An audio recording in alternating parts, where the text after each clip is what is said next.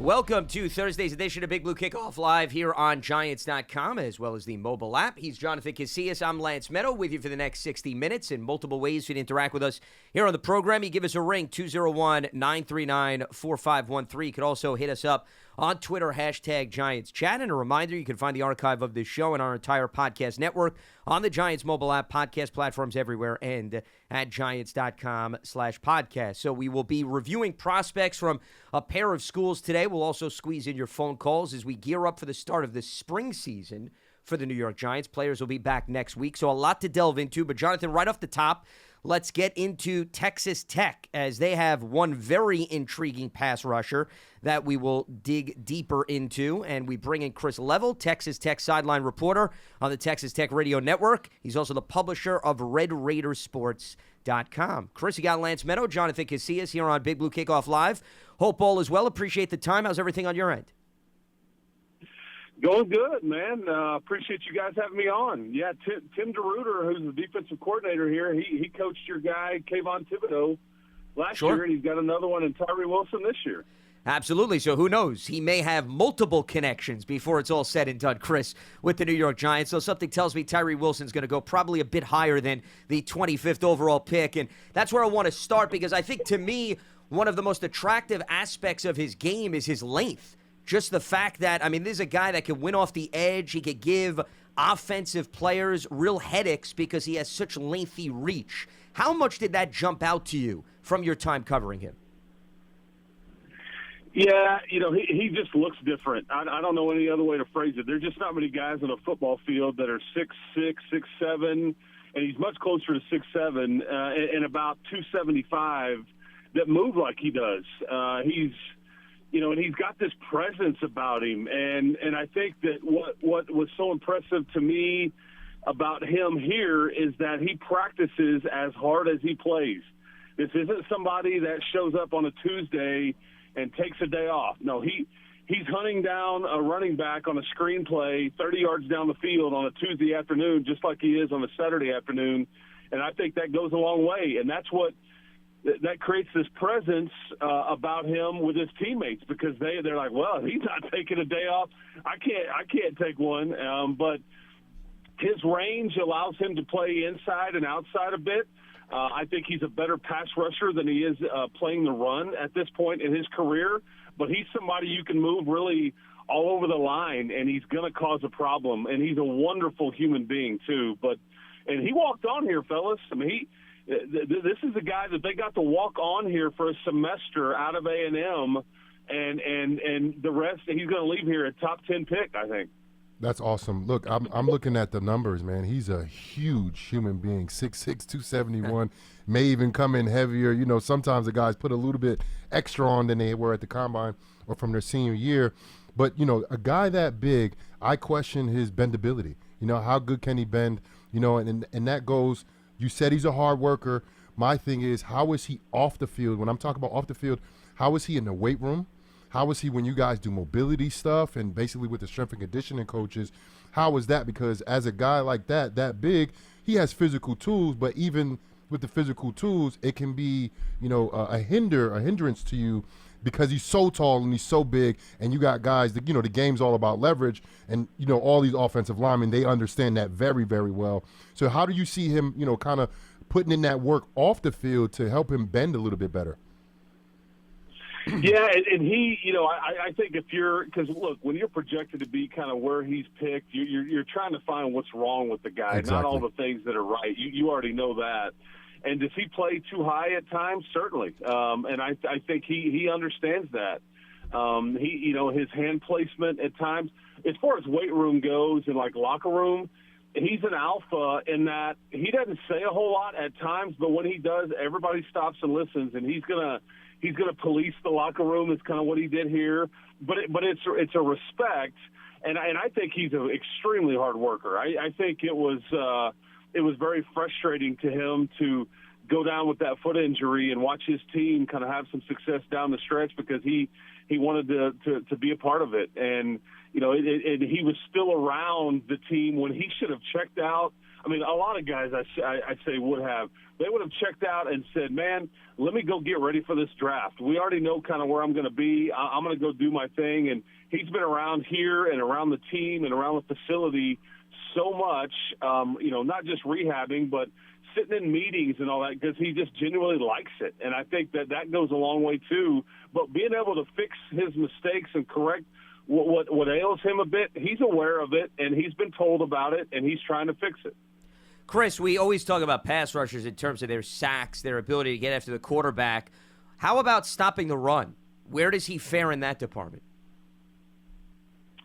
Yeah, he had the 7 sacks last year, had 61 total tackles and things like that. I think, for this team last year, they ran, I think offenses ran away from him. And I think that was just part of it. When you see a guy like that, like, yeah, let's go the other way. And so, he doesn't play the run as well as he rushes the passer, but he can get his hands, off of an offensive guard or tackle and get to a ball carrier just because he's freaky strong. I mean, this is a country East Texas guy that is just like, he's just really, really strong. His bull rush and his quickness. And so when I hear that people say he's a bit raw here or there, that's fair. And I think, though, that in some ways that's what NFL teams may like, because they're like, we can't build him this way, but we can teach him how to not be raw anymore, and I think he gets away with some things because he's so strong, and that's where it shows up, is in that run game. Yeah, I'm sure. Look, you mentioned a lot of intangibles that, somebody who is close to the program as you are will be able to see. And, we'll be able to see those things as years go on. You'll be able to see his intangibles and his improvement over the years, because, the draft grade that I'm looking at and all the comments, they're talking about basically he's playing a little high, but I mean, he's 6'6", and the point you were making, Chris, that teams are just going to run away from him. That's not going to happen in the NFL. They're going to run right at him. Oh, the rookie's there? The tall rookie that's a great pass rusher? We're going to run right at that guy. So from what you said about his intangibles in the locker room and in the weight room, look, I see the kid maybe getting drafted, pretty early, of course, and then improving in the run game, because being a physical run stopper, it's a mental thing. It's a huge mental, it's a huge, like you said, alpha. It's an alpha attitude. Like, you're not going to move me. I'm going to stop you in your tracks. Pass rushing is different. You could do power, but it's a little bit finesse. It's a little bit like more of an athletic type of deal. And stopping the run is all about that physicality, that mindset that you have. And from what you're saying, Chris, is like he has that and he possesses that mindset right now. Yeah, I mean, I agree. I just and I think he welcomes, whatever anybody says his weaknesses are, or, hey, man, you want to run right at me, I think he would welcome all of it. And it's just, I just know when the NFL, look, it was about this time last year when spring football was going on, and he'd had a really good bowl game against Mississippi State at the end of the previous season. The NFL folks just kept coming through here, and they look at him, and then they sit down and talk to the coaches. And by the end of spring, Coach McGuire, who's the head coach here, he kept saying, he goes, I think he's going to be a first-rounder. And I was like, thinking to myself, this is kind of, in some level, came out of nowhere, because the production at that point just wasn't really there. The measurables were, but then we just saw it all year. And when they would bring NFL guys in throughout the season, and he's showing them practice film of this kid just chasing down runners 20 yards down the field in practices and stuff, I just think that goes a long way, because his motor just never stops. Chris, outside of Tyree Wilson, I know they have a few guys that are projected to maybe be undrafted free agents, but anybody maybe under the radar that stood out to you that could very well make an impact on the NFL level? Yeah, I think as far as just possibilities NFL-wise, I was wondering when the pro day happened, there were two guys that probably were paying attention to more than most, was Sir Roderick Thompson, the running back, and then kind of a hybrid linebacker safety type in Marquise Waters. And Marquise, very productive college player. He transferred here from Duke. He's very, very smart. You're not going to Duke otherwise. And he played kind of that hybrid position where he was kind of this safety that played closer to the line of scrimmage. He didn't run particularly well, which worries me for him. in the 4.9 range, and I just don't. He's kind of a tweener. I don't know what the NFL folks will do with him. I just know he's a really good football player. And then SaRodorick Thompson, the running back. At times in his career, I wouldn't have thought, the NFL was a possibility. But I think now that we are here at the end, he did have another year where he could have come back and played in college, that he's elected to kind of pursue it.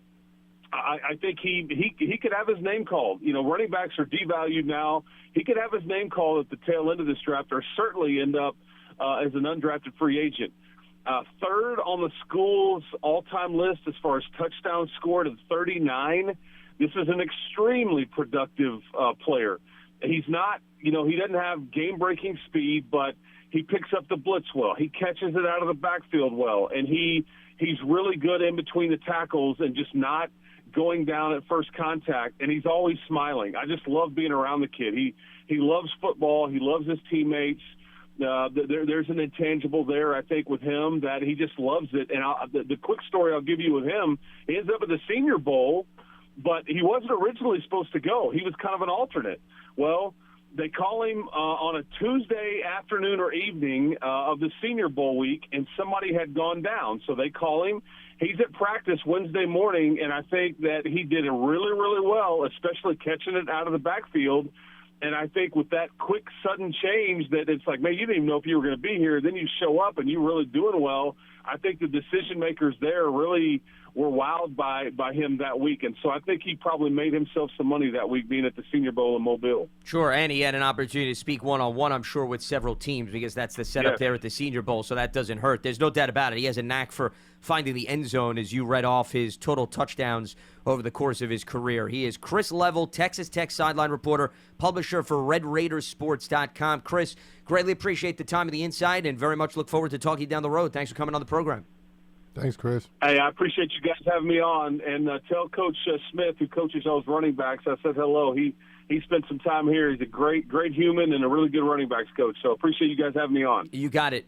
Well said, and appreciate the time here on Giants.com. Big Blue Kickoff Live. We're going to have another program, another team, I should say, that we will talk about a little bit later on. But Tyree Wilson, Jonathan, who we were talking about earlier, yeah, I mean, there's a lot to like about, because even before you talk about the X's and O's, and this is what Chris was talking about, the fact that they wouldn't have had this conversation at this time last year because the numbers weren't there. But when you look at the size and his frame, you get good coaching. You combine that with the coaching aspect, you'll be able to get a lot of talent out of him. You got to throw his work ethic in there. Sure. And that's what I feel like Chris was attesting to. He was talking about his work ethic. He was talking about how he was a leader in that locker room. Maybe not a vocal leader, but that's an even better leader. The guys that don't say too much, that get stuff done. Eli Manning was like that. Everybody see Eli Manning now, and they see him on all these commercials, and he's always talking now. Eli Manning wasn't a big talker. I talk more than Eli. That's what I do. I talk. I'm out there hitting guys, talking crap. But Eli was like that. That intangible of being like that silent leader, and it's almost like you lead by actions. Not by what you say, but by what you do. That's what I got from what Chris was telling us about Tyree, and that goes a long way.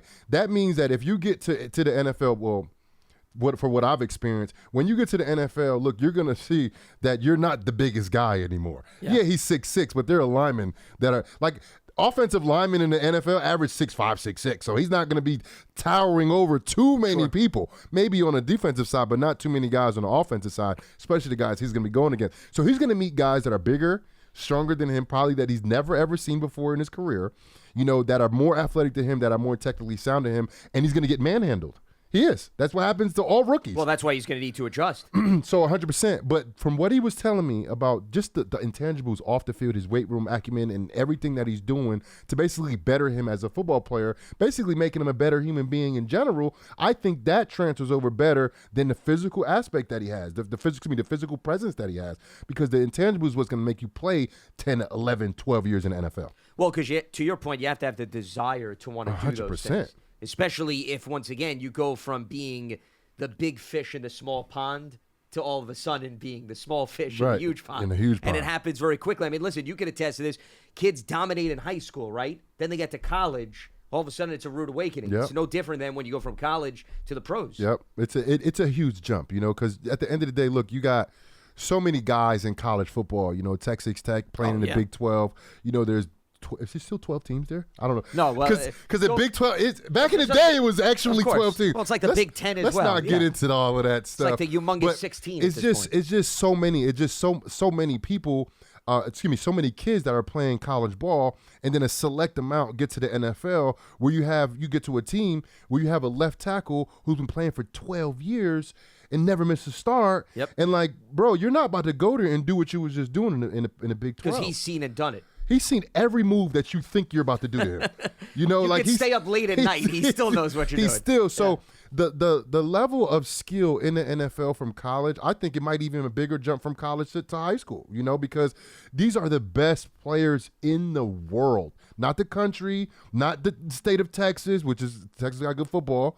You know, but these are the best players in the world, and some of these guys are the best players of the best players of the world. You know, so we're talking about the cream of the crop. We're talking about 1, 2, 3, 4 special individuals that were ever created to play this sport. He has to compete against those guys. Left tackles, because he's going to go against left tackles. Some of these Trent Williams, like I got goosebumps. Look, I got goosebumps. Me and Trent Williams battled, bro. That dude is a dog. And if he got some freshmen out there, some rookie out there, that's fresh meat to him. You know, so sure. He's gonna go in there. He's playing a very very highly touted position in that pass rusher, linebacker / pass rusher position, and you're gonna go against one of the better, bigger men that ever play football, which is the left tackle, right tackle. And look, he's gonna win some, and he's definitely gonna lose some. But it's all about when you come in and you get hit in the mouth, how do you respond to that? How do you prepare for the next week? How do you prepare for, the next year? How are you in the weight room? All of those things. And when Chris was talking about that, I was like, all right, cool. All the negative stuff that I'm reading about him, because, they're doing the strengths and the weaknesses, sure. I'm like, that could be corrected with that work ethic. If he does have that work ethic that Chris is speaking about, all of that stuff can be corrected. Maybe not early, but over time, if you keep that confidence up, if you get some productivity in the pass rush game, that could keep that confidence up. And then he's like, all right, I got to get more stouter. I got to get some technique in the run game. I got to be able to get through gaps. I got to see blockers better. All that stuff comes with time and experience. Your story about Trent Williams was reminding me of the film Blindside. Oh, yeah. Oh, yeah, of course. Remember, there's the high school highlight reel of him where he takes a guy and drags him all the way into the back of the end zone. It's like Trent Williams against the rookie. Rude awakening. Trent, the first time you go up against Trent Williams, he takes a hold of you and he sends you basically to another dimension. Trent Williams, right? So I like my lineman a little dirty, not going against them. No, but when you're on the same team. But we're on the same team. I like it a little dirty, You don't care if Trent they bend the rules. Williams would do the dirtiest, trickiest. And I'm yelling at the referee. He like, whatever, bruh. And he gonna get it. So me, I could run. I always could run. I was fast when I was in New Jersey. I had one of the fastest times in the state coming out. I was a linebacker, one of the faster linebackers. I was a coverage linebacker. But I could also play the run, right? There was a stretch play, right? That runs strong side. I was usually the weak side. Trent Williams sometimes is that weak side tackle. 90% of the time I can beat any single tackle to the front side because I'm just that much faster than a 320-pound man. Yeah. Now, Trent is a little bit more skilled and a little bit faster, but what he has these little, I'll call them dirty techniques. These little, in boxing, they call it dirty boxing. It's not really illegal. It's dirty because you're not getting caught. That's why it's not illegal. And they're subtle sometimes. He used to do this. I used to run. He used to grab me by my waist. And, I'm totally out to play. Mind you, I'm free. I'm going to make the play probably in the backfield, if not for a 1 to 2 yard gain. He would grab me by my waist or he would push me past the pile. And, this psychologically used to mess me up. Sure. Because I'm like, I beat him. And all of a sudden I feel like a hand on my back and I'm totally out to play. Or a hand around my waist and I'm totally out to play. The reason why I'm saying all of this because when these young kids come in the game, like Tyree was going to come in the game, he's going to be all skilled and stuff, you're going to meet somebody that not only is more skilled than you, he knows how to dirty fight you. The mind games. Right. Yeah. He knows how to play those mind games on you. So it's like, how do I beat this guy? That's what comes with experience. That comes with, consistency and persistence at that position. Because, like I said, Trent Williams one of the better tackles to ever play the game. And if he gets in the division that he's in, he's going to see Trent Williams twice a year. Sure. You know what I'm saying? So, the reason why I'm saying all these things because all of these, these rookies, they're just all potential. We're all talking about potential. And I watched the show on Tuesday with Howard and Schmelke, and they were talking about, I guess, the picks from 22 to 32 for the last 4 or 5 years. Sometimes the guys panned out. A lot of times they Mixed don't. results. Right, Yeah. a lot of times they don't. The draft is only about potential. It has no guarantee that these guys are going to be any good, let alone good at all, any good, right? So for me, it's like, look at the intangibles. Look at the stuff he's doing away from the field. Yeah, the size is great and all that, but is he a leader in the locker room? Is he a workout warrior? Is he a guy that's showing up early? Those are the things I feel like are going to help you get past that 3-year average of playing in the NFL. Let's open up the phone lines as we move along here at 201-939-4513. Tom is in San Antonio joining us here on Big Blue Kickoff Live. What's happening, Tom? What do you got for us? Hey, not much, guys. How you doing? Doing very well. Tom. What's on your mind? I had a quick question. I have 3 scenarios about the draft I want to go through real quick. Let's say, hypothetically, the only wide receiver off the board at 25 is Jackson Smith and Jigba. Which other wide receiver would your preference be for the Giants to take at 25? That's the first question. Okay, well, why don't you ask all 3 and then we can answer them? Well, the second one would be if by some miracle Schmitz and Campbell were both available in round 2, which one would you take there? And then the last one is if you don't get a center in the first 2 rounds, there's that next tier of like Tippmann and Whippler and maybe Stromberg. Which one of those is your favorite, I guess? Campbell, you're referring to Jack Campbell? Is that who you're referring to? Yeah. Okay, just like wanted if to you make had sure. to choose between, if by some miracle John Michael Schmitz and Jack Campbell made it to round 2 for the Giants, Sure. which I don't think either of them will, but if they did, which one would you take? Gotcha. And those are my 3 questions. Okay, appreciate the phone call. Thanks for giving us a ring here. With respect to wide receiver, and there's depth at this position, Jonathan. Jordan Addison, I think, is an appealing player out of USC. I mean, that would be a guy that I would definitely take into consideration. Quentin Johnston out of TCU is another one. Those 2 guys, I think, would be appealing if only one of those players is off the board at that point. And the Giants, they absolutely could use a wide receiver, even though they've been aggressive. But, you would argue, well, don't you want to bring in a guy that has length and size to differentiate what they have? And, yeah, but, I mean, at this point, you also want to take the best possible talent and the guy that you think is going to pan out the most, too. Yeah. Well, are we thinking Quentin Johnson then, if he's available? Because he was just talking about I can't even say Njigba, yeah. Njigba. Good Lord. From Ohio State. The kid from Ohio State. I'm going to say that. Just refer to him as the kid from Ohio State. Yeah. I was trying to practice it earlier, and you see I struggle with it. I didn't do it. So when you look at it, it plays mind games. So it does. Yeah. So the kid from Ohio State, that's what he was saying is the only kid off the board. Correct. Right? He'd be taken. So I'm looking at, because the other guys, I watch highlights. I've seen them guys play. They're kind of smaller guys, not really big receivers. Sure. But then I look at Quentin Johnston, and I look at, the Giants are kind of full with those kind of small kind of guys, And, of course, you got to take away receiver last year that did really well for us. What's his name? Richie James, who went to the Chiefs, you talking about? No, not Richie James. Isaiah Hodgins. Isaiah Hodgins, yeah. He kind of fits that same type of build as Quentin Johnson, but it's always good to have 2, 3, 4 big wide receivers with a whole bunch of other little receivers that's going to play interior. So I would think I would be leaning more towards Quentin Johnson. Yeah, well, in our mock draft, which is going to actually be published tomorrow, that was a guy that I took in the ballpark of where the Giants selected. I didn't give it to the Giants. I didn't have that pick, but in that area, I think it's somebody that will be around. And I'm with you. I think you would definitely look for the taller guy, but then again, my feeling is, Jonathan, a lot of guys who play the slot have had an injury track record on this team, which means you can't go into the season saying all those guys are going to stay healthy, right? I agree. So I don't think there's an overlap if you wind up drafting. And here's another guy. Zay Flowers out of Boston College is an unbelievable athlete. If he's there, I would absolutely consider him too. Yeah, exactly. Look, speed kills. Speed kills. Yeah, speed, 100%. Speed definitely transfers over from college to the NFL. Sure. Because in the NFL, it's not always about speed for some of these DBs. Some of these DBs are lights out fast. Some of these DBs are not that fast, and they have great technique. You know what can beat great technique? Speed can. Speed can beat great technique. Well, you can't give somebody that, and you can't teach it to them. They either have it or they don't. Yeah. So for me, it's like, where do the Giants rank these 3 or 4 wide receivers that could potentially go in that 25th pick spot, right? Where do the Giants have these guys ranked? Because we talked about this in prior shows that I don't think the Giants are going to just be circled on one guy, and if he's available, they're going to get him. I think they have a group of guys that, look, if this guy is available, I'm going to take this guy. And if not this guy, or if not this guy. And I don't think that's position specific. Well, I also think that if you look at this coaching staff, maybe they're not getting caught up in some of the conversations you and I are having with respect to They're not listening big guy. to us, you saying? No, something They're not tells me they're listening to not. I don't know. I think they have slightly other important priorities to take care of. I know that's stunning, but that's what I at least have been told. Anyway, I don't know if the conversation is surrounding size or length. My point is, maybe they look at these guys and say, we get him in our scheme. We can scheme him open, and he's going to take the top off the ball, like a guy like Zay Flowers, who's not the biggest guy. I think he plays bigger than his size, but meaning we'll run plays where we'll get him open in the middle of the field, and then he'll do the rest.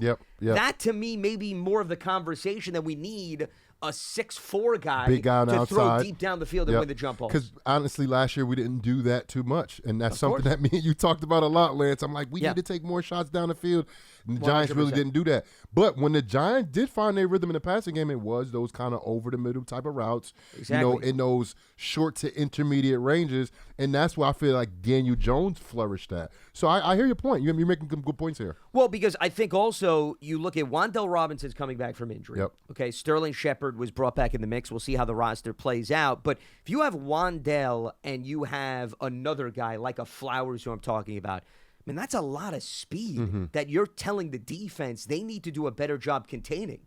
So if you take all of that, and those are guys on the inside, which are probably going against your not so best corners or cover guys. Right? Yeah. Well, but I'm even talking about it's not just necessarily putting stress on one cover guy on defense. If you could get them out in the middle of the field and you match them up one-on-one with anybody. If a linebacker's in the vicinity or a safety, I think you like their chances of winning that one-on-one battle. Oh yeah, 100%. And you're putting speed and athletes out there, and I think the Giants, they figured that out last year, that they weren't that downfield, going downfield, taking shots, And part of that was because they didn't have the personnel to do that. Yeah, and then, especially if we talk about the offensive line, but then you add Darren Waller to the mix, and you add a couple more pieces, because I think we still think that the Giants are maybe one receiver short of being that receiving core that can take their offense to the next level. What do you think about that? Yeah, I think that's far. I think Waller, though, to your point, he's going to be a part of the receiving core, even though he's tight end. Obviously. Yeah, no, but I mean, sometimes we forget about that is because we're only talking about wide receivers. Waller is one of your top wide receivers. Lance, nobody's forgetting about Darren Waller, bro. No, well, not you aren't. You aren't, but I was not even sure. My point is that when we talk about positions, we as put a him wide in the receiver, tight end we take him out the wide receiver, which he's not out that wide receiver conversation. Because he's so unique. So you really have to put him in as somebody in that gray area between the wide receivers and the tight ends. And I want to get more into that, and we're going to answer the other aspects of the question from the previous caller about the linebacker and about the center. But right now, let's interrupt that flow as we turn our attention back to more prospects. And this is a school that we have put under the microscope year in and year out. It's North Dakota State, because they always tend to produce players that can easily make the transition, even though they don't necessarily play at the highest level of college football. And to delve in to that group, we bring in a man who we have had on this program time and time again, and that is none other than Jeff Kolpack, who covers North Dakota State football for Forum Communications. And we bring him on here on Big Blue Kickoff Live. Jeff, always good to speak with you. You got Lance Medow and Jonathan Casillas. Hope all is well. How's everything on your end? Guys, hey, good to talk to you. The snow is finally melting here in northern Siberia, finally. It's been a long spring, my God. Wow. It's interesting, Jeff, for you to weigh in on the weather, because the last few guests we've had always try to rub it in our faces that they're dealing with 75-degree weather, and we're actually now welcoming an 85-degree weather today. Sir. So I don't even know if we can even have you weigh in on that, because you're still on the opposite end of the season spectrum. They're still wearing winter Well, coats. yeah, no doubt. It's been, but everything's indoor here in football. So, I mean, they're, they play in an indoor stadium, and practice facility is just built $54 million. It's, it's Power 5 stuff. So, Sure. Nice. Yeah, they invest in football around here, that's for sure. Absolutely, and that's why snow's not going to get in the way regardless of what season it rings your doorbell. And one player that they've invested an awful lot in and has developed over time is on the offensive line. Let's start there with Cody Mauch. And this is a player that looks the part of a footballer, Jeff, as you can attest to, but he also plays like one. And clearly, the last 3 seasons he's been at left tackle. I'm curious, though, there's this big debate always Is he a left tackle on the NFL level, or is he more of a guy that they're going to kick to the inside at guard, especially at the Senior Bowl? I think they played him at 3 different positions. So why don't we start off with, where do you see his ideal fit on the NFL level? Yeah, wow, that's $1 million question. I think if I were to guess right now, he's probably more of a guard, but I know at his pro day, that was a couple weeks ago here in Fargo, he was taking some snaps at center, and they were looking at his footwork. I don't know. That's up to people, who make more money than I do for sure, in evaluating prospects. I just, he's a great kid, man. He could go anywhere. I'll give an example of, and I've been on with you guys before about, they take these small town linemen. Cody's from a farm about an hour away from here. It's the closest town's maybe, a few hundred people. And they take these guys. He was a tight end. He was 6'5", 220 when he came to NDSU. Just a skinny-looking redhead. And you're thinking, okay, whatever. He's a walk-on. Yeah, give it a shot. The Mauk name is pretty well known for athletes, but he's just like, hey, he's an athlete. He's a walk-on. We'll give him a shot. And 2-3 years later, here's this guy. He's like 295 pounds, and they move him to the offensive line, and then now he's like one of the hot draft prospects. It just blows me away. And Cordell Volson was the same way. He's with the Bengals, or Billy Turner, who I think he's still at the Broncos. I'm not sure now, but they take these guys. Joe Hagg's another one from NDSU. Sure. Got a Super Bowl title. Joe Hagg was 6'6", 230 when he came to NDSU. Now he left in the pros at 300. They take these guys and develop them, and I don't know how they do it exactly.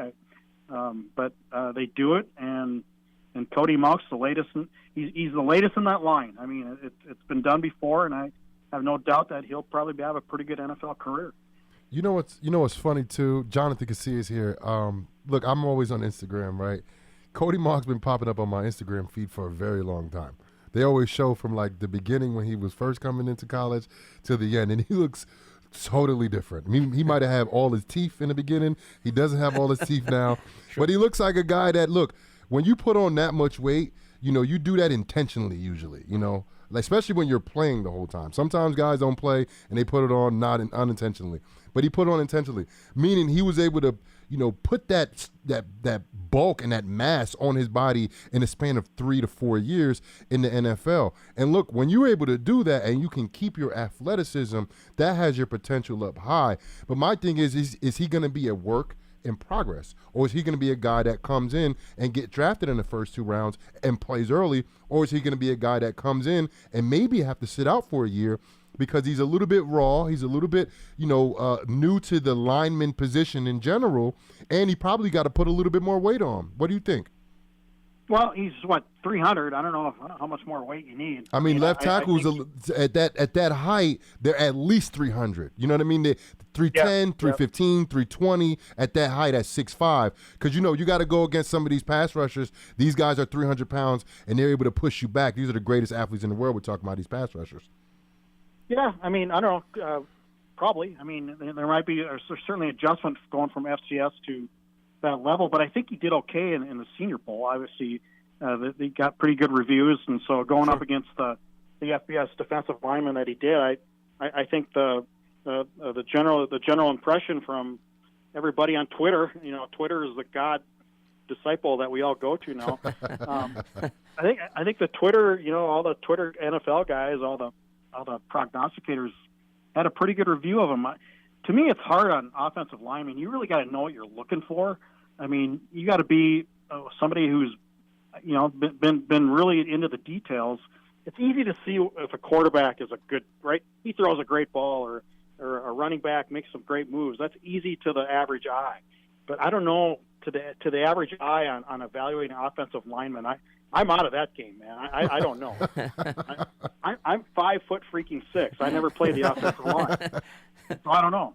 But hearing people what they say, he's such a good kid, man. I think they like his this character. I went down and did a family story, and this is the kind of guy that you see in Cody Mauk. I went down to his family farm, and he's got 8. He's one of 8 brothers and sisters, 7 siblings. And he's the second oldest. So I go down in there. I go to the shop, and here's his 16-year-old sister welding, and I'm going, my kids would die trying to work in this environment in 2 days. It's the kind of work ethic that these guys come from.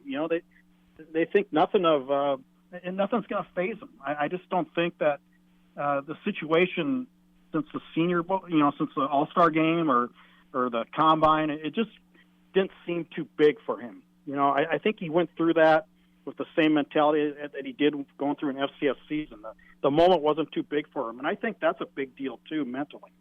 Sure. No, I think that's a great point, and your insight into his upbringing is no surprise that you would think if they move him around, the work ethic is not going to be an issue at all. Jeff, I know you mentioned that you leave the evaluation to offensive linemen to other people, and I get that, but you have seen every single game, and I'm not asking you to get into the weeds, but from what you've seen, you look at the numbers, he only gave up 2 sacks, so clearly that stands out in pass protection. But run blocking versus pass protection, would you say it's about even in consistency over the years, or is there one aspect of his game that you think jumps out to you more so than maybe the others? Well, the Bison run the ball. I mean, that's how they've won 9 national titles in the last 12 years. They're a power running team, so you have to certainly give them that ability to be able to run block and do the power game. That, to me, is not a question. To me, the question is more, in the pass pro, can he handle a guy who's bigger, faster, stronger? I mean, it's just simple. I know it sounds easy to say that, but you don't see those guys a lot of times in the FCS. And to me, that'll be the question when he gets to, camps and then fall camp and then wherever he goes. To me, the ability to handle the all-pro guy who's maybe just a little bit quicker certainly than what he's seen. To me, that'll be the key. Look, I'm looking at his arms. I think he has short arms. I think he's not that strong. I'm kind of tearing him down right now because that's exactly what the NFL teams are doing to him right now. He definitely has some athleticism. See, Jeff, Jonathan is one of those prognosticators that clearly you were alluding to. But see, the difference is I've been through it. But see, he's been in the NFL, Jeff, so it's a little bit different from the other people that you're reading on Twitter. Yes. No, the reason why I'm asking all of these, because this is exactly what the NFL teams are asking themselves. So my question is, because with the short arms, he's going to have problems, with the length of these pass rushers on the outside. We just talked to Texas Tech and Tyree Wilson, and he's a guy who's 6'6", has very long arms, very long wingspan. If he sees Cody, he'd probably give him a little bit of trouble on the outside. And now if you move Cody inside the guard, you're going against D tackles who are 320, 330, 350. Damon Snacks Harrison played at 355 here for the New York Giants. And a guy that's 300 pounds is food to a guy like that. So you understand what I'm saying? So look, when he gets in the NFL, because he's going to get in the NFL, he's going to see that this is a lot different than North Dakota State in that division. This is a lot different than the Senior Bowl. These guys, and we talked about this earlier, I have a lot of respect for offensive linemen, and I have a lot of respect for defensive linemen. That's how I make my money. Beating offensive linemen and using defensive line to help me get run stops, right? Plug up the holes. Yeah, exactly. So I have a lot of respect for offensive linemen and defensive linemen.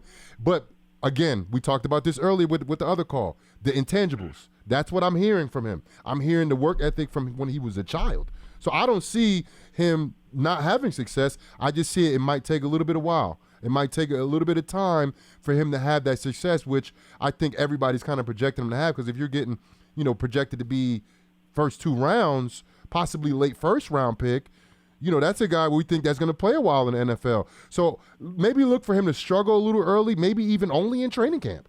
He might figure it out real fast. But I definitely see him from his intangibles and from his athleticism at that position. I think he have a long career, and it might just maybe be a little bit a struggle, if not slow at first. There you go. That's the right terminology to use. Transitional period. Yeah. Transition, yeah. There you go.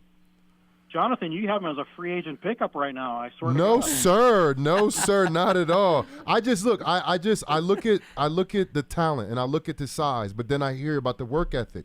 So I hear possibly he can get in the camp, because I feel like he's an undersized tackle and an undersized guard, given He's only 300 pounds, and if you move him in the guard, you're going to play against these huge defensive linemen. These guys, they may be getting smaller. To me, they were getting smaller, but I think that the way the league is leaning right now in 2023, I think the league is bringing back the run game. And I think the D tackles are especially in the NFC East, and what the Giants have done and what the Commanders have done and what the Eagles have done, they're focusing a lot on interior linemen. They're bigger, they're stronger, and they're faster. That's the only thing I'm saying. I think he's going to have a great career, especially from what you told me about his intangibles. The kid's been working on the farm since he was a kid, like a little boy. He's going to transfer very well to the NFL, but I think he might struggle a little bit given that these are the best athletes in the world he's going to face. That's it. Well, yeah, that's a certainly valid point, and I agree with you 100%. One thing you can't measure, I mean, this guy is the greatest guy ever, but, man, obviously when he steps on that line, and I've seen these pancake blocks, there's a nasty streak there. And I don't know how you measure that, that the nasty streak. It's obviously very important going against guys that are probably bigger, stronger than you have, but I don't know. We'll see. I just think he's got there's just something about this guy, a charisma of sorts that I think NFL teams like. They've obviously liked it in their evaluations so far. Sure. Jeff, before we let you go, I want to ask about two other players, and I know just one is expected to be drafted, at least the offensive lineman that we were just talking about in Cody, but they do have fullback tight end Hunter Lipke and tight end Noah Gindorf. I know Lipke's coming off an injury that he suffered, I believe, in the second to last regular season game, but where do you see the upside in those two guys if they can maybe latch on with an NFL team? I think Lipke's I think he's an incredible prospect. And I say this because I've seen him. He took Arizona. He played Arizona, and he was, I would say that, the biggest athlete on the field in that game last fall. Had a couple touchdowns, and this is before he got hurt, obviously. But what is there, 4 or 5 teams that value a fullback in the NFL? Something like that? if that, maybe 2. Sure, yeah. Yeah. But, I mean, if one of those teams wants somebody he's got incredible power and balance, and here, again, he's another guy from a small town, Wisconsin, like 200 people, set the Wisconsin high school record for touchdowns, in a career, but then he's playing like, small town ball, whatever, man against children. But I think this guy has got an upside that a lot of guys don't, and I've seen him. He's a fullback. He was a running back playing. He's a fullback playing a running back. He has that kind of athleticism, and yet he's 235, 240. So don't sleep on that guy, man. He's Tom Rathman to me, and we'll see. But I think Hunter Lipke, if he stays pretty healthy, is going to have a long NFL career. I think he's that good.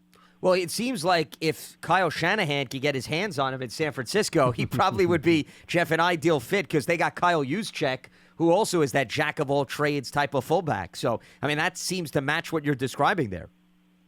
Yeah, I agree. And I think he's maybe a 4th, 5th-round draft pick, and I think there's a fullback, an NFL team that, likes fullbacks. I think he's a great value down there. I really do. And don't look away from the Giants because the Giants, I feel like the Giants want to be more of a physical team, especially, if Saquon actually does stay here in New York, Saquon's going to get 250-plus carries, and the Giants really don't have a traditional fullback on the roster, and I've seen times where they got in the eye back with, not fullbacks, guys that don't play that actual position, and you have a guy here who not only can do what he can do at that blocking fullback position, but he's a good receiver out the backfield. He's a guy that can run the ball very well. He's averaged probably over 6 yards a carry in North Dakota State. And for me, we always talk about this with guys in the tweener positions. I think this guy can play special teams. And if you play special teams in the NFL, honestly, it really doesn't matter what position if you're a very good special teams player. You can be 4th, 5th, tight end, 4th, 5th, 6th, 7th linebacker on a roster, but you'll have a roster spot if you have success on special teams. And he looks like a guy that can just play special teams, and he can make a 10-year career out of that probably. Well, we've seen plenty of guys like that. It would not surprise me. He is Jeff Kolpack, who covers North Dakota State for Forum Communications. Jeff, always good going back and forth. Greatly appreciate the time and the insight. Look forward to talking down the road.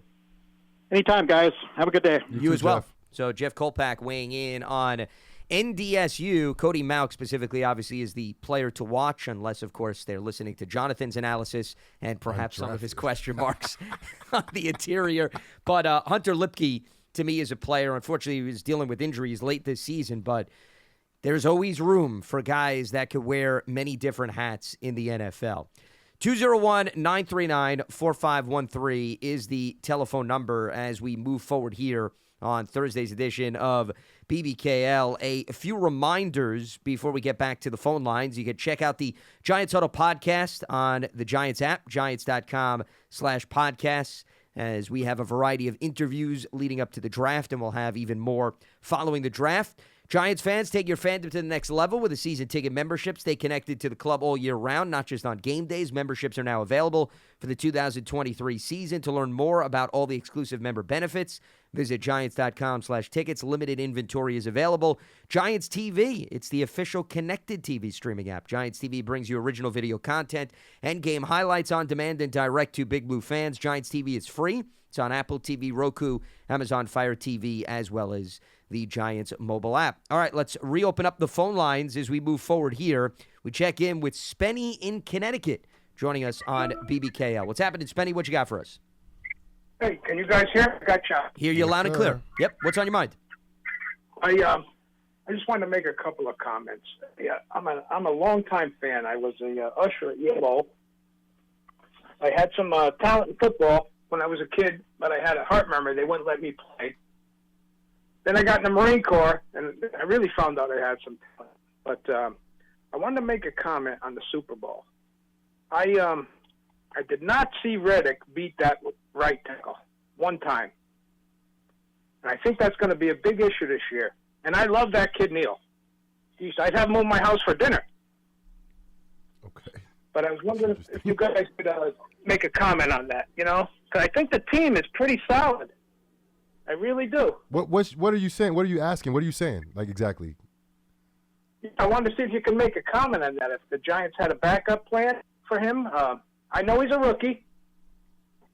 It's about Evan Neal. But, Yeah. Evan Neal, yeah. If you look at the Super Bowl, that right tackle was not getting beat by Reddick. Well, you could argue many of the guys weren't getting beat because the Eagles barely touched Patrick Mahomes in that game. They had no sacks at all, right? So it was a team effort. I wouldn't just isolate one guy on the offensive line. Yeah. And then you got to think. Look, not to take away from anything from Daboll and what Daboll did this year, but Andy Reid had a great plan against the Philadelphia Eagles. He made them look like the team that they didn't look like all year. He made them look defense. They made them look bad on defense.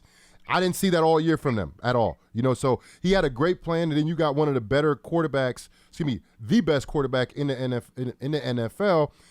And I said this recently about Iowa basketball, the girls basketball team. Sure, when the women. When they beat South Carolina, right? Yep. Right before the game, I said every now and again, the best player beats the best team. That's exactly what happened in the Super Bowl. Patrick Mahomes is the best player in the NFL. He beat the best team. The Eagles were the best team, I think, by far in the NFL. But that not only depends on Patrick Mahomes, I think that has a lot to do with coaching. And you combine Andy Reid with Patrick Mahomes, that negates that defensive pass rush.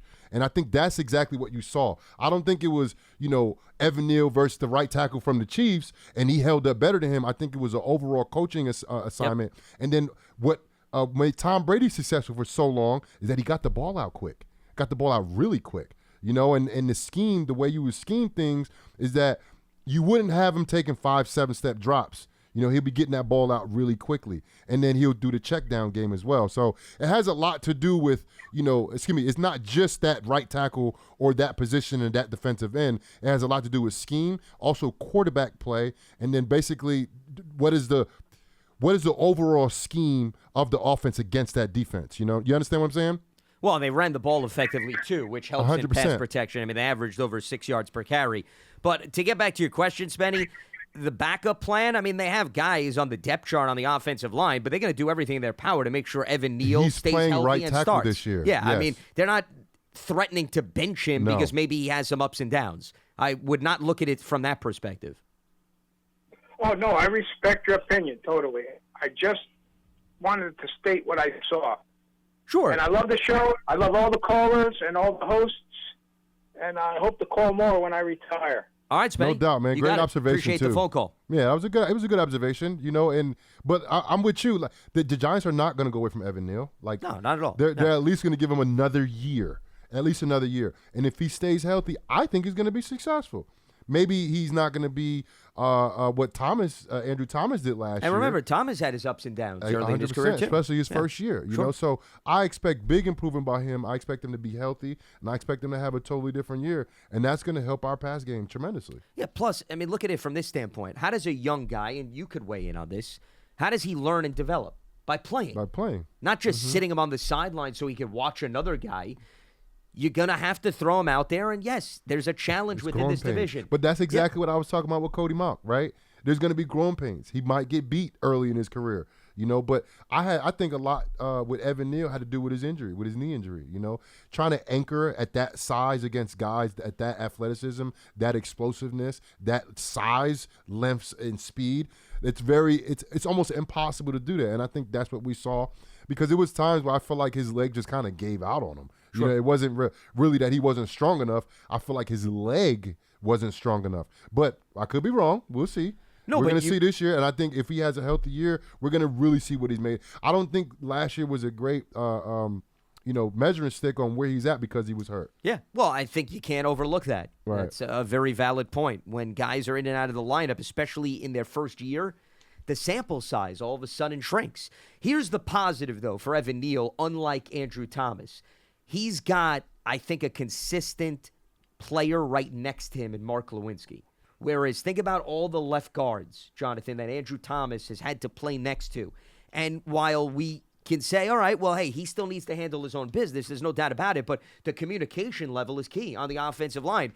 He didn't have a revolving door when he was healthy. If Lewinsky holds up this season, and Evan Neal hopefully does as well, if those two guys consistently play next to one another, that's extremely encouraging because Andrew Thomas did not have that luxury at all over the course of his tenure thus far with the Giants. Chemistry is huge when it comes to the offensive line. If you can be with that person for, 17 games out the year, you'll definitely find, I think, a lot more success as the year progresses on than, like you said, that revolving door at that right guard position. So I definitely expect an improvement among the offensive line for the New York Giants, and I think it starts with Evan Neal.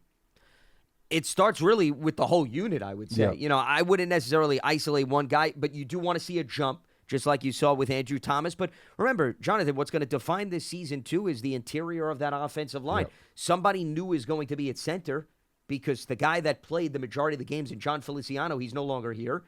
And that means that the center is then going to have to get used to Mark Lewinsky on his right, Yep. and then whoever assumes the left guard spot. Who is it? Is it Azudu? Is it Shane Lemieux? Is it somebody else that maybe they draft? So there's a lot of unknown. I mean, we could sit here and analyze Andrew Thomas and Evan Neal all we want.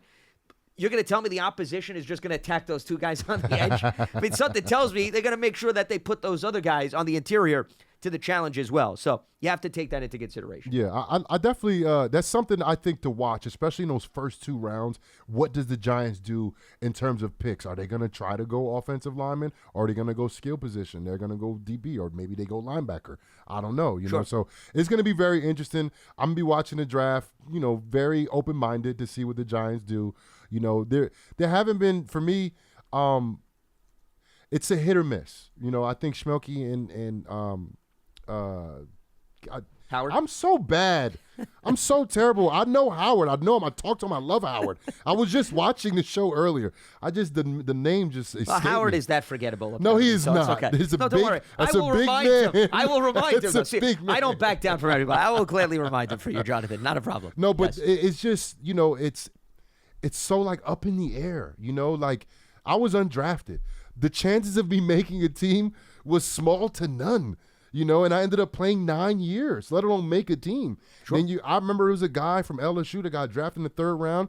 He barely made it out of training camp and Sean Payton cut him.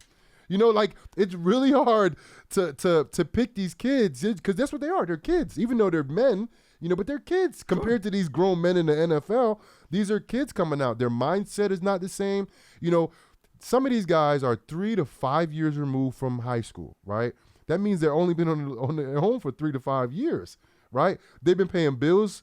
Excuse me. They probably haven't been paying bills. Maybe they're learning about life. Right? Maybe their rent. They probably don't know about credit. They don't own anything. Some of these kids got NIL deals, but like they don't know too much about anything, let alone coming to this game where there's guys that are going on their 9th, 10th year that are all pro anchors on their team, and they're going to go against these guys. What do you think is going to happen? But then you get your butt kicked. What do you do the next week? You know, Mike Tyson said it. Everybody has a plan to get punched in the mouth. In the NFL, that's the thing. You're going to get hit in the mouth a lot. Consistently. How do you respond to that? And I think you don't know that until you put those guys in training camp. I want to get back to an earlier question that was posed our way in terms You of gotta draft repeat that, yeah. situations. Mm-hmm. Yeah, we were talking about the wide receivers. If Njigba is the only one off the board, we talked about some of the potential targets for the Giants at 25. The next question was the linebacker position, and if Jack Campbell is there out of Iowa. And Campbell, we actually did a spot with an Iowa reporter earlier during the course of the offseason, and he reminds me a lot of Luke Kuechly, Jonathan. And that's a player that obviously, yes, I know that's high praise. But the point is it's a guy that was asked to do a lot of what Kuechly did in Carolina, where you ask him to drop back in coverage. You ask him to stop the run. He has those traits. So if he's available, be very hard. And this is just my own personal opinion. I don't know what the Giants think of him, but if you're asking me my own personal opinion, if he's available and you're within striking distance of him, to me, it's an easy answer. I would definitely look at Jack Campbell. Plus, I really like the job that Iowa has done, Kirk Ferentz specifically, in terms of molding NFL-caliber players. You could argue specifically the offensive line and tight end, but I'd be willing to take a flyer here on a linebacker. It's a great name, too, Jack Campbell. Right? Exactly. It's a great name.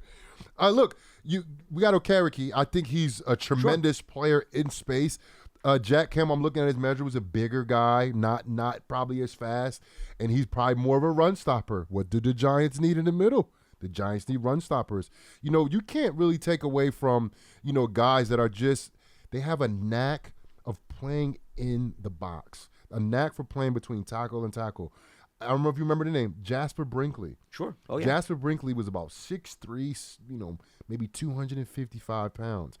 Big guy. I'm 6'1", 6'2", 227, you know what I mean? On a good day when I was playing the NFL, I was able to play against the run. But a guy that big that can get through tackles, get through guards, get off of blocks, those are invaluable. And not too many people talk about that because everybody wants a linebacker that can play all three downs. But what about a guy that's just, that specifies in stopping the run? Just like defensive linemen. You got defensive linemen that are very good on first and second down, sure, very stout against the run, and then you got pass rush specialists that only come in for passing situations. Linebackers can do that too. Jack Campbell might be that guy that comes in on run downs and does a tremendous job, has over 100 tackles on the year, and he's only playing 60% of the snaps because he's playing basically run downs. I think there has to be a little bit more emphasis on that. And I've seen teams like the Patriots have success doing that. Even when I was here in New York, the 1 year we were really good defensively, we rotated our linebackers in. You keep them fresh. We keep them fresh. And it was like, you got guys that are good at certain things. Some guys are good at certain things. Some guys are great at certain things. Some guys are not so good at certain things. So I look for the Giants to bring in guys and play guys like that. I think you saw that last year when Smith came in and then they added Jared Davis at the end, and he was a first and second down running back. And they re-signed that guy. Yep. Because he's a guy that can play against the run. No, I think you bring up a great point. I mean, you don't have to have a guy that absolutely is going to stay on the field on all three downs. But even to your point, Campbell could be a guy you start him out as a run stopper, but then as his career progresses, you like the fact that he can drop back in coverage too. And remember, you're not just picking for 2023. You're picking for somebody over the duration of that contract as well as beyond. And before we wrap up, I just want to get to the last question was about the center position, which clearly, based on the roster, would not surprise us if the Giants go after that spot. And there's several guys that could be on the board. And I think the question was more directed towards we're getting into the second or the third round. John Michael Schmitz out of Minnesota, but Joe Tippmann was brought up, Wisconsin, so your neck of the woods. And Tippmann, I mean, here we're talking about a guy that's 6'6", 317. So there's no doubt about it. He's going to be quite the presence. I think my only question is when you have tall guys like that, how do they play with leverage? Because, some of the smaller defensive linemen can get underneath them. But if that's not a question and that's not a concern, he's definitely a guy that I would look at because just like Iowa, Wisconsin's got a really good track record of developing offensive linemen, specifically at center. Remember, Travis Frederick, before he retired, he was a beast. Quite the presence with the Dallas Cowboys. He was a good player. Yeah. And it could be hit or miss, though, too, because, look, I love Gabe Karimi, but Karimi was a guy that came in as a first-round draft pick. That's fair. He didn't really last long, but I know Karimi. Karimi was a guy that was always on the floor. He was always on the ground, and as you know, NFL players, they don't land on the ground too much. They're not on the ground. That's how you get guys hurt. So if he's a guy that can come in the NFL and show that, at that size, is he an athlete? Can he go against these athletic guys that go against you, these pass rushers? And can you go ahead and be stout against the run? And if he's coming from Wisconsin, I'm pretty sure that checks that box. Yeah. I figured you'd put your seal of approval. Man, We're not talking sure. about North Dakota State anymore, by the way, people. We're talking about no Jonathan shade to North Dakota State not either. at all. But there's a difference of animation for and sure. energy Oh, when you yeah. speak of prospects when they're associated with the Badgers as opposed to the Bison. So, okay, I was a little understandable. easier on my Badger, wasn't Yeah, I? I know. You didn't get the full report, or the downgrade, I should say. Well, if you move him to the interior, I'd be a little bit worried about whether or not he could hold up. It's On going to be Wisconsin, quite the rude baby. awakening. No rude awakening for Tippmann. Finished product. He's ready to go. Day one. Put this guy in. He'll anchor the offensive line. All right. With that being said, that's going to wrap up Thursday's edition of Big Blue Kickoff Live. Appreciate everybody tuning in. Tomorrow we're going to have a special mock draft in which John, Paul, and myself went through every single one of the first-round picks. Just an exercise to give you an idea of who may be around when the Giants are on the board at 25. Today's episode of Big Blue Kickoff Live, part of the Giants platforms everywhere and Giants.com/podcast. For Jonathan Casillas, I'm Lance Medow. Stay locked to Giants.com for all the latest, so we'll speak to you tomorrow right here on Big Blue Kickoff Live. Have a good one.